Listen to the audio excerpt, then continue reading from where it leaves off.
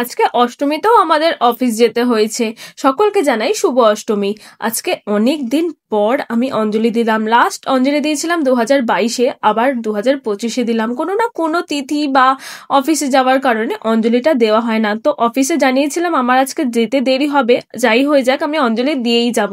তো বনু বলছিল আমাদের বেলুড় মঠ সামনেই, আমাদের বেলুড় মঠে কুমারী পুজো হয়, ওখানে নিয়ে যেতে, কিন্তু কিছু করার নেই, অফিসে তো যেতেই হবে। তাই বনি আর মা আমাকে মন খারাপ করে টাটা করতে এসছে। ও বিমলদা, অষ্টমীর দিনে মাল মারতে কেমন লাগছে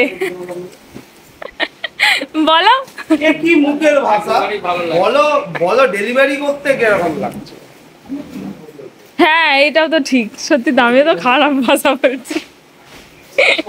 সত্যি তো অষ্টমীর দিনে এটা কি খেলনা ফেলনা কি সব, কি আর করা যাবে, সকলেরই মন খারাপ, অষ্টমীতে কাজ করতে হচ্ছে বলে। তার মধ্যে আমার নিজেরও একটা পার্সেল এসেছিল, আর এটা আমি দশমীতে পরবো বলে অর্ডার করেছিলাম। অনেকগুলোই পার্সেল এখনো আসা বাকি, আর আমার আজকে 57খানা পার্সেল ছিল, আর তার মধ্যে বালিশ, প্যাম্পাস, মশারি এগুলো সবই দিয়ে দিয়েছে। জামা জুতো পুজোর সময় ডেলিভার করলে ঠিক আছে, সেগুলো কাস্টমাররা ইউজ করতে চায় পুজোতে পরে, কিন্তু এইগুলোর তো এখন কোনো দরকার নেই, তাও দিয়ে দেয়। আর আজকে বেশি ইলেকট্রনিক প্রোডাক্ট পড়েছে, আর তার মধ্যে দেখো কত প্যাম্পাস পড়েছে আজকে, আর একটা ফোনও ছিল। ফোনটা তাও ঠিক আছে, নতুন ফোন নিয়ে কাস্টমাররা ঘুরতে যেতে পারে।